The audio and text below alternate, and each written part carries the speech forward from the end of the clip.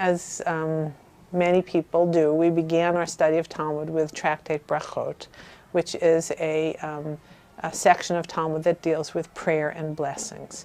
So this professor began by saying,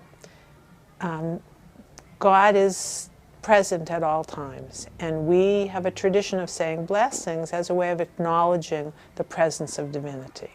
Jewish tradition tells us that you're supposed to say 100 blessings a day. 100 times during the day you stop and acknowledge that divinity is present. And then he said, there is no important moment in the lifetime of a Jew for which there is no blessing. And I remember thinking, wow, there's no important moment in the lifetime of a Jew for which there is no blessing. Divinity is present. It's just up to me to be present to the presence of divinity and acknowledge that God is here among us. And I have a very vivid memory of where I was sitting, looking out over 68th Street in New York City, and suddenly I realized that it wasn't true. There had been important moments in my lifetime for which there was no blessing. So I am now 23 years old maybe, sitting in this New York City classroom, and suddenly I became again a 13-year-old girl who had just gotten her period. I remember the moment. I came out of the bathroom, I went to my mother and I said, Mom, I just got my period. And my mother said, when I got my period, my mother slapped me. And I said, what? Why did Nana slap you? She said, I have absolutely no idea. Go and ask her. I got on my bicycle, rode to my grandmother's house, and I said, Nana, why did you slap Mom when she got her period?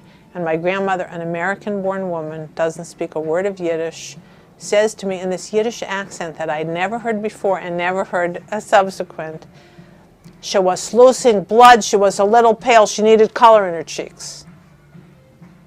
End of story. I never thought about that moment again until I'm sitting in this rabbinical school classroom, and suddenly it occurred to me, what if my mother and I had prepared for that moment, not only by reading all the stuff about what was going on in my body. My mother was very good about that. I understood what was happening.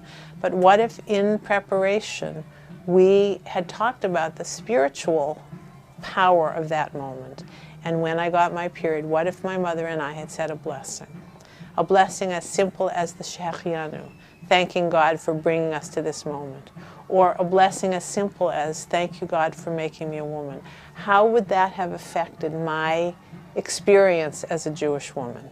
So at that moment, sitting in the class, I realized that what my teacher said needed to be true, that there be no important moment in the lifetime of a Jew for which there is no blessing, and that Jewish women's stories and life experience are part of that, and that we need to create new rituals to acknowledge the truth of that statement, that there's no important moment in the lifetime of a Jew for which there is no blessing.